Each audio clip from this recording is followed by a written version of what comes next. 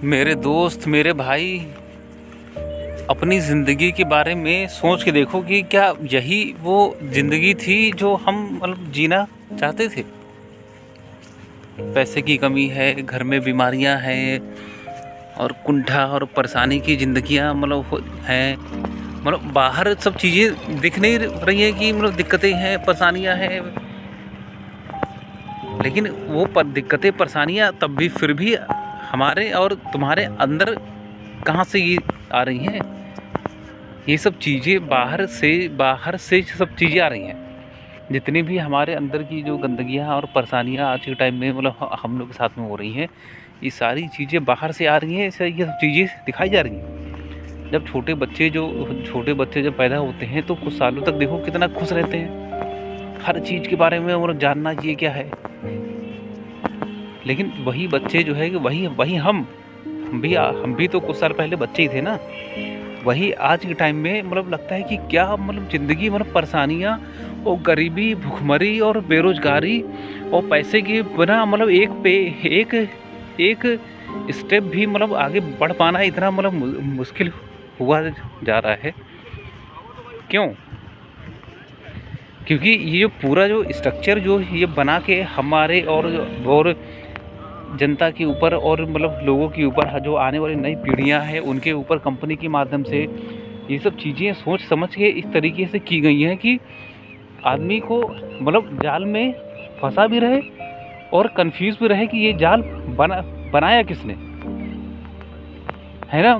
कि सरकारें भी हैं, पुलिस भी हैं, लोग भी हैं, पैसा भी है, सामान भी हैं, चीज़ें भी हैं, है ना। फिर भी सुविधाएं भी हैं, लेकिन इतनी सब सुविधाएं और सब चीज़ें होने के बाद भी आदमी इतना बेचैन क्यों हुआ पड़ा है? तो इन सब चीज़ों के बारे में हम नहीं बात करेंगे और हम अपने दोस्तों से, अपने घर में और बच्चों से नहीं बात करेंगे। तो भैया कोई समझाने वाला नहीं है कि आपको आने वाले टाइम में क्या मिलेगा, क्या होगा। भाई मेरे भाई, जब जब हमारी और तुम्हारी ही ज़िंदगी के लाले पड़े हैं पैसे के, और जो खाने पीने के, और जो आगे पढ़ने के भविष्य के बारे में अंधकार दिमाग में हमारे भरा पड़ा है, बाहर से आया या अंदर से आया, कहीं से भी आया, बाहर से ही आया है। तो भैया जो हमारी जो आने वाली जो पीढ़ियां हैं उनके बारे में तो सोचो। उनकी ज़िंदगी के ऊपर क्या फ़र्क पड़ने वाला है जो आने वाले हैं, है ना। उनकी भी तो ज़िंदगियां हैं, वो भी तो कल बड़े होंगे, अपने दम पे खड़े होंगे, कुछ करने की कोशिश करेंगे, है कि नहीं भाई। आज जो है हम जो है कि 30 साल 35 साल के हमारी एज है, और जो आज ऐसा नहीं था कि ये हमारी एज आज 30-35 साल 10 साल पहले भी थी और 10 साल बाद भी रही। वो तो आज की स्थिति हम बता रहे हैं ना। तो भैया जो आने वाले जो हमारे बच्चे हैं वो भी तो बड़े होंगे, तो उनके लिए हम आज नहीं सोचेंगे, नई चीज़ें के बारे में हम हल निकालेंगे, समाधान के बारे में हल नहीं निकालेंगे। बस जैसे तैसे हम जो है अपनी ज़िंदगियाँ जो है कुछ पैसों के कमाने के भरोसे हमने निकाल दी, गुजार दी। तो भैया जो आने वाली पीढ़ियाँ हैं उनके लिए तुम क्या छोड़ के जाओगे, ये तो सोचो। और कुछ लोग, मुट्ठी भर लोग जो हैं पूरी दुनिया पे राज कर रहे हैं आज के टाइम में। नेता उनके तलवे चाट रही हैं, विदेशियों से जा के जो है कि उन्हीं कंपनियां बुला रही हैं, उनसे दलाली खा रही हैं, चुनाव में वो पैसा अपना खर्च कर रही हैं। कुर्सियां जो है कि हर 5 साल बाद वही कुर्सी पे बैठ रही हैं, नया आदमी बैठ नहीं रहा है। और जो लोग जो है एक बार जो है कि पैसे के खेल में ऊपर चले गए हैं, वो तुम्हें और हमें ऊपर बढ़ने नहीं दिया जा रहा है। ये साजिश चल रही है। जब तक जो है ऊपर के लोग जब तक जो है जगह नहीं खाली करेंगे, तब तक भैया नीचे का आदमी वो कैसे बढ़ेगा। कंपटीशन में हम लोग को फंसाया जा रहा है, शिक्षा और जो है परसेंटेज के नाम पे हम लोगों को फंसाया जा रहा है। इंटर में, हाई स्कूल में, उसके बाद ग्रेजुएशन में, ये डिग्री ले लो, वो डिग्री ले लो। ये सब डिग्रियां किसी काम की नहीं है। ये डिग्रियां आज से 40 साल पहले की पुरानी व्यवस्थाएं हैं, वो यहाँ की नहीं है, हिंदुस्तान की नहीं है। ये बैचलर ऑफ कॉमर्स हो गया, बैचलर ऑफ साइंस हो गया, बैचलर ऑफ टेक्नोलॉजी हो गया, MBA हो गया, ये सारी जो सारी जो डिग्रियां हैं, बैचलर ऑफ आर्ट हो गया, बैचलर ऑफ टेक्नोलॉजी हो गया, बैचलर ऑफ साइंस हो गया, उसके बाद मास्टर ऑफ आर्ट हो गया, मास्टर ऑफ बिजनेस एडमिनिस्ट्रेशन हो गया, MCA हो गया, ये सब चीज़ें भैया यहाँ की देन नहीं है। ये विदेशी कंपनियों ने हमारी जो है कि एजुकेशन शिक्षा के माध्यम से जब वहाँ पे जब चीज़ें महंगे लोग दामों में लोग मिलने लगे, तो उन्होंने जो है वो एजुकेशन को हमारे ऊपर थोप दिया हिंदुस्तान में कि आप जो है कि सस्ते में आप आदमी जो है पैदा करिए और हम अपनी कंपनी में जॉब देंगे उनको। और हमारी संस्कृति का क्या होगा, हमारी अर्थव्यवस्था का क्या होगा, हमारी कल्चर का क्या होगा, हमारी जो पीढ़ियां हैं उनका क्या होगा, हमारी देश की आर्थिक स्थिति का क्या होगा, उनको कोई मतलब नहीं है। उन्होंने जो है कि हमारी शिक्षा के माध्यम से अपना पैटर्न, अपना सिलेबस थोप दिया कि आप अपने कॉलेज में, अपने IIT में हो गया, NIT में हो गया, NCERT के माध्यम से, फिर जो है कि ये जो UP बोर्ड वाले हो गए, स्टेट बोर्ड वाले हो गए, फिर जो है कि CBSE के माध्यम से, ISC के माध्यम से क्या किया जा रहा है कि ज़्यादा परसेंटेज वाले जो बच्चे हैं उनको आप अलग छांट दीजिए, उनको हम अपनी कंपनी में जॉब देंगे।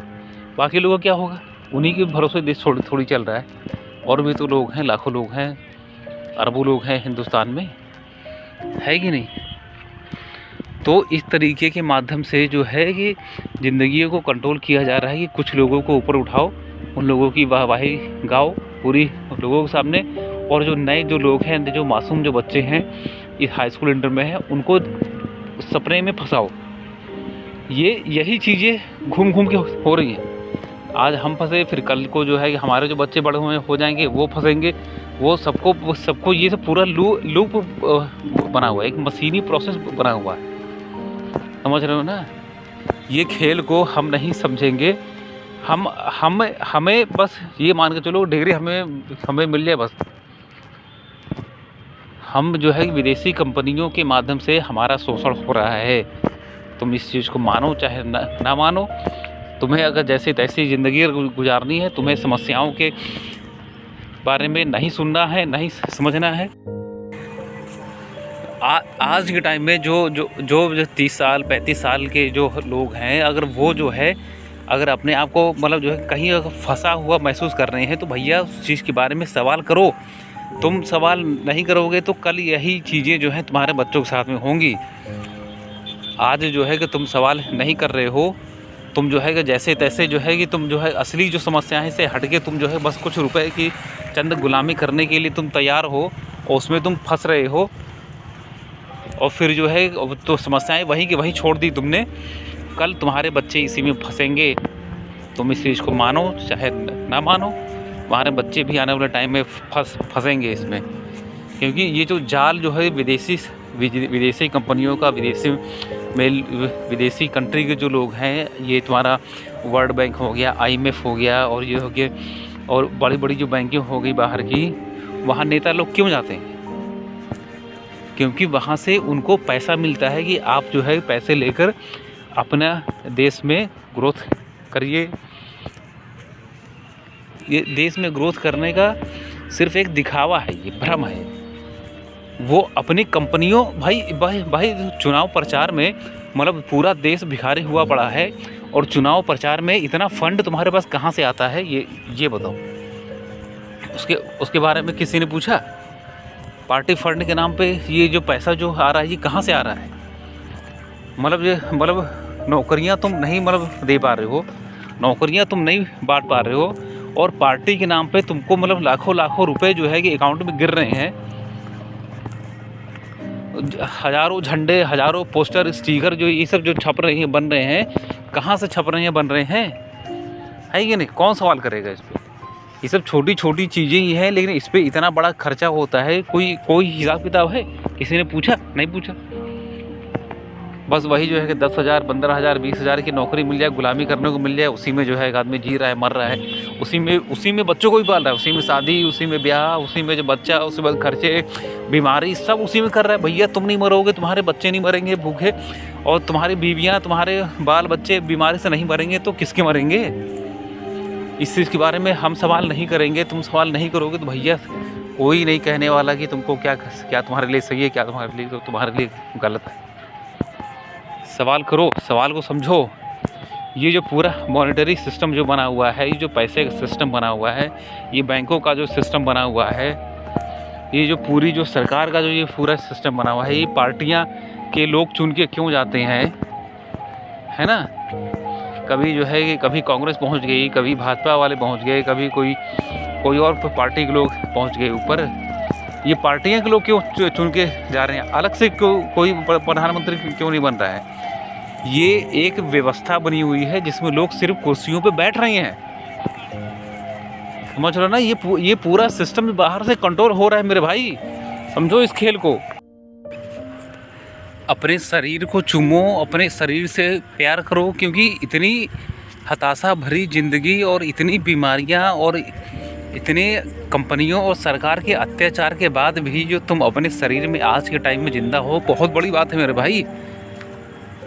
तुम अपने हाथों को दो, मतलब एक पल के लिए देखो तो कि भाई तुम अपने शरीर में हो, तुम बहुत बड़ी बात है। आज के टाइम में जो भी मतलब लोग जिंदा हैं और जो है कि मतलब चल रहे हैं, फिर रहे हैं और खाना पीना आराम से जो उनका मतलब सेहत मतलब पच रहा है, भैया आज के टाइम में बहुत बड़ी बात है। आप अपने शरीर से प्यार करिए कि कितने कष्ट झेलने के बाद भी मतलब आप आज के टाइम में चल रहे हैं, फिर रहे हैं, घूम रहे हैं, टहल रहे हैं, अपने मन का काम कर रहे हैं, है ना। बहुत बड़ी बात है। कोई कहेगा नहीं, कोई समझाने वाला नहीं है, क्योंकि ऊपर के जो लोग जो बैठे हुए हैं बीमारियां और हताशा से वो लोग खुद भरे पड़े हैं। उनको कि डर है कि मेरी जो कुर्सी के नीचे आज मैं जो बैठा हूँ, ये कल को मेरी कुर्सी छिन जाएगी मुझसे, फिर क्या होगा। मेरी वाहवाही में ये तारीफ़ करने में जो लोग रखे हैं, मेरे जो मीडिया और जो है न्यूज़ वाले पूरे कसीदे हमारे आज के टाइम में पढ़ रहे हैं, अगर ये गलती चली गई तो भैया फिर मेरी वाहवाही का क्या होगा, मेरी शान शौकत का क्या होगा। सबसे ज़्यादा कुंठा में तो वो लोग हैं, इसीलिए वो लोग हमें और तुम्हें परेशान कर रहे हैं। अपने हाथों को देखो, हाथों को चूमो कि भैया जो है कि इतनी दुख और इतनी परेशानियाँ और इतने सरकार के और इतने कंपनियों के अत्याचार के बाद भी आज मैं ज़िंदा हूँ और अपने शरीर में हूँ और चल रहा हूँ, घूम रहा हूँ, टहल रहा हूँ, खुली हवा में सांस ले रहा हूँ, रोड पे टहल रहा हूँ, खेतों में घूम रहा हूँ, जानवरों के साथ में घूम रहा हूँ, नदी किनारे फ़ोटो खींच रहा हूँ, है कि नहीं। ऑफिस में आराम से कुर्सी पे बैठा हुआ हूँ, परिवार के साथ में हूँ, अपने बच्चों के साथ में हूँ, बीवी के साथ में हूँ, माँ बाप मेरे ज़िंदा हैं अभी तक, है कि नहीं। अपने सुबह सुबह जो है कुत्ते के साथ में खेलता हूँ, दोस्तों के साथ में जाता हूँ, दौड़ता हूँ, घूमता हूँ, टहलता हूँ, है कि नहीं। ये बहुत बड़ी बात है। तो आप अपने एक दो क्षण निकाल के अपने हाथ को देखिए कि भैया जो है इतनी परेशानियां दिक्कतों के बाद भी अब मैं अपने शरीर में हूँ। बहुत बड़ी बात है आज के टाइम में। कोई कहने वाला नहीं है, कोई कहने के लिए नहीं आएगा कि भैया जो है कि तुम कहाँ हो, क्या कर रहे हो, क्या नहीं कर रहे हो। तो इस चीज़ के बारे में भगवान का शुक्रिया अदा करिए। तो जो है इस चीज़ के बारे में भगवान का शुक्रिया अदा करो कि इतनी परेशानियाँ और इतनी मतलब केमिकल भरी खाना और इतनी मतलब हताशा भरी ज़िंदगी, सरकार के अत्याचार, कंपनियों के अत्याचार, बीमारियाँ, भुखमरी, बेरोजगारी के बाद भी आज के टाइम में तुम अपने शरीर में हो, अपने हाथ पैर तुम्हारे सलामत हैं, माँ बाप तुम्हारे सलामत हैं, गाड़ी है, घोड़ा है और जो है घूमने की आज़ादी है। तुम ग्राउंड में जाते हो, दौड़ते हो, टहलते हो, सुबह टहलने जाते हो, शाम को टहलने जाते हो, बच्चे हैं तुम्हारे, बच्चों के साथ में खेलते हो, बीवी के साथ में घूमने के लिए जाते हो, माँ बाप हैं तुम्हारे घर में। बहुत बड़ी बात है ये। तो आज के टाइम में जो है इसी चीज़ का बहुत बड़ा भगवान का एहसानमंद और शुक्रिया अदा मानो कि भैया आज मैं अपने घर में और अपने खेत में, अपने खलिहान में, अपने प्लॉट में आज मैं खड़ा हुआ हूँ, चल रहा हूँ, घूम रहा हूँ, टहल रहा हूँ, अपने परिवार के साथ में हूँ, दोस्तों के साथ में हूँ, मैं अपने बच्चों के साथ में हूँ। बहुत बड़ी बात है, इस चीज़ का शुक्रिया अदा करो।